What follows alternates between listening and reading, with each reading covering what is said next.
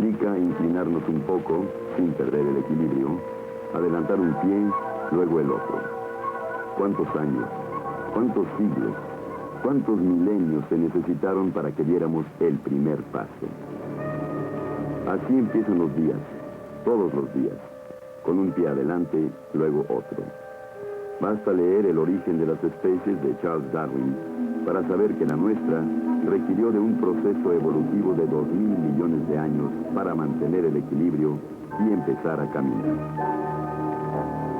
El tiempo que necesitó para darse cuenta de que caminaba sobre una tierra que también necesitaba mantenerse en equilibrio fue mucho menor.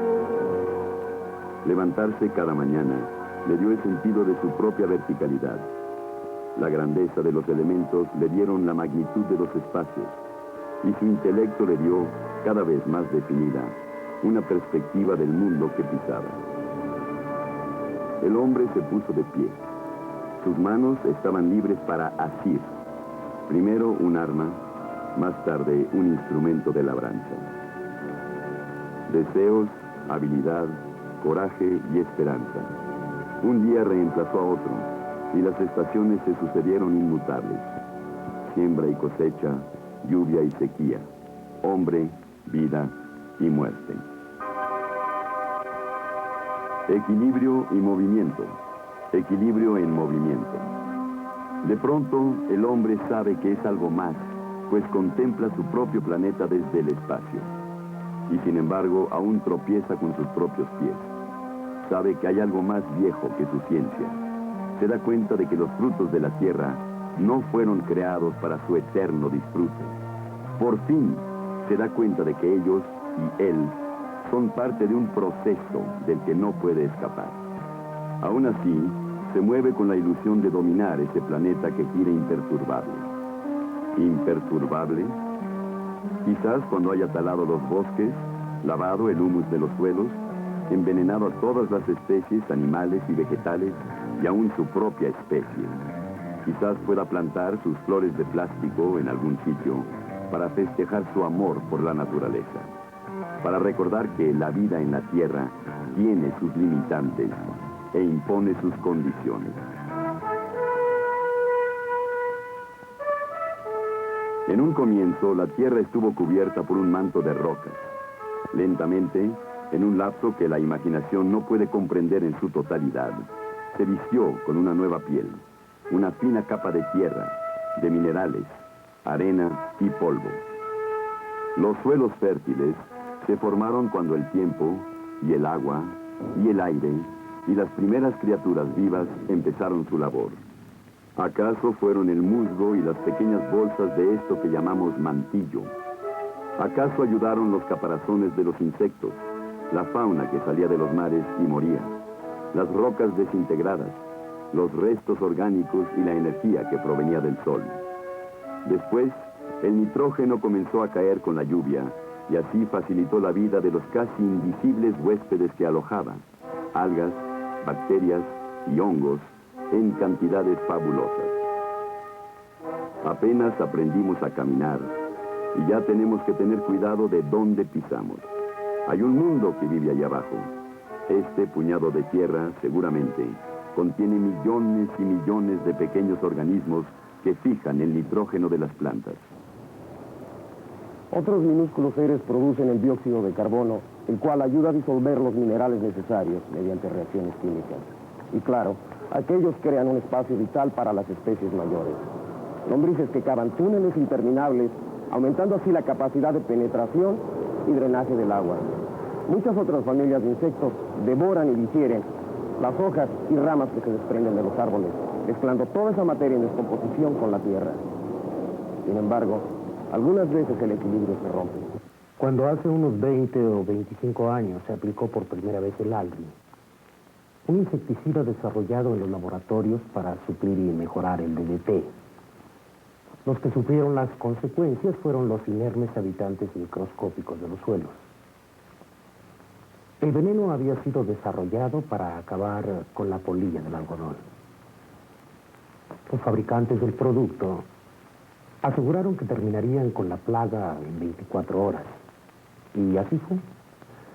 2 semanas después, las plantas que habían sido rociadas por el insecticida empezaron a marchitarse y a morir.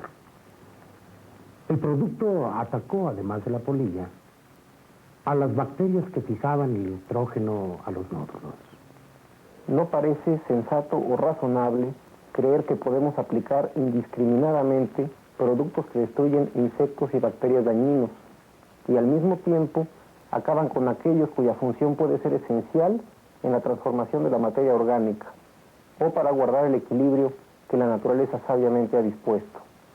Los ejemplos son interminables, los daños siempre cuantiosos, los efectos son imprevisibles. Y una cosa arrastra a la otra en una verdadera cadena de contaminación.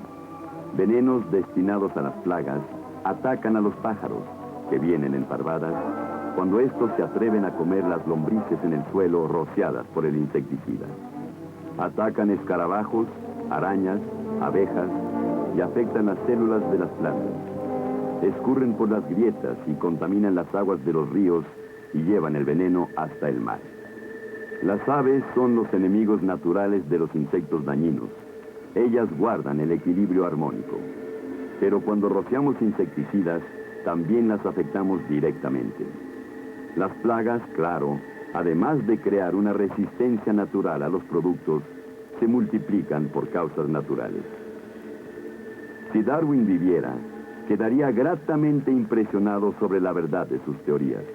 Nunca pudo comprobar en vida su hipótesis de la supervivencia del más apto. Bajo la lluvia de venenos, los débiles tendrán que desaparecer y los fuertes se harán todavía más fuertes.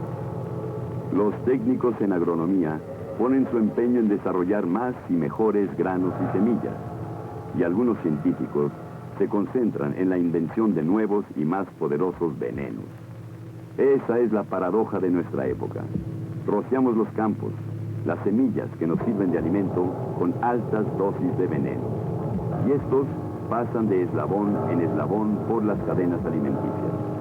Están presentes en la carne, en la leche, en los huevos y en las verduras. Se calcula que hay no menos de 500,000 de toneladas de DDT dispersas en nuestro planeta. Este producto, prohibido en muchos países del orbe, puede ser hallado hasta en la grasa de pingüinos y osos polares de la Antártida. Tan terrible como los insecticidas son los herbicidas.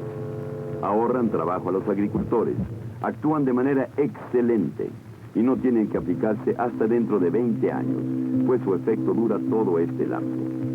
Pero estos herbicidas envenenan la maleza, que sirve de alimento para el ganado. Cuando un animal ingiere vegetales rociados con este pesticida, capaz de causar un fuerte aumento de nitratos, los microorganismos de su estómago los convierten en ácido nítrico.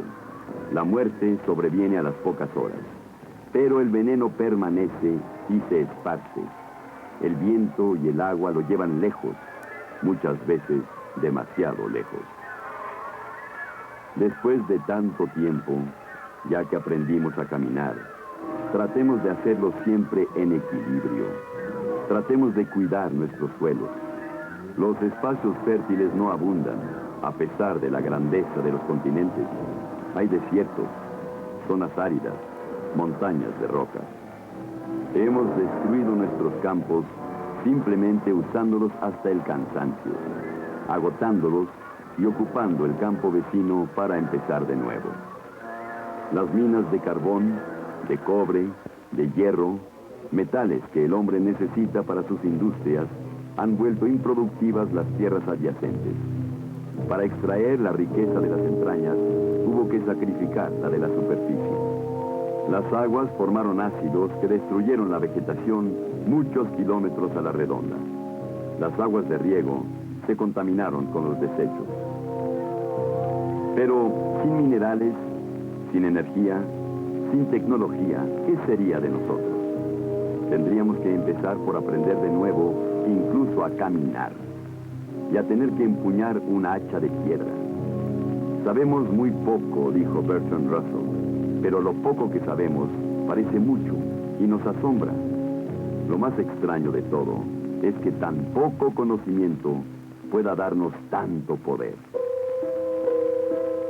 Fue una mañana de este siglo que el hombre se levantó sorprendido de los estragos que estaba causando a su mundo. No era un día especial, ni era un solo hombre. Muchos hombres pensaron en algo esencial, el delicado equilibrio de la naturaleza y el natural instinto de conservación de su especie. Ese hombre llegó a la conclusión de que debía cambiar su modo de pensar y de actuar. Era posible limitar las plagas sin envenenar la delgada capa que recubre el planeta, sin causar estragos y daños irremediables. Era posible producir sin riesgos. Era posible crear sin necesidad de destruir. Y para emprender la lucha, utilizó su inteligencia. Su meta era una sola, la supervivencia de la especie humana. Hay soluciones que nos permitirán revivir las áreas agotadas y transformar los desiertos en vergeles. Hay ahora leyes que protegen a los campos de las actividades contaminantes, de los monocultivos, de los asentamientos irregulares y mal planeados. Hay ahora mejores productos y mejores técnicas para fertilizar los suelos sin causar mayores problemas al medio ambiente. Solo es necesario que así como aprendimos a caminar, aprendamos a pensar, a enfrentarnos a los problemas y a solucionarlos.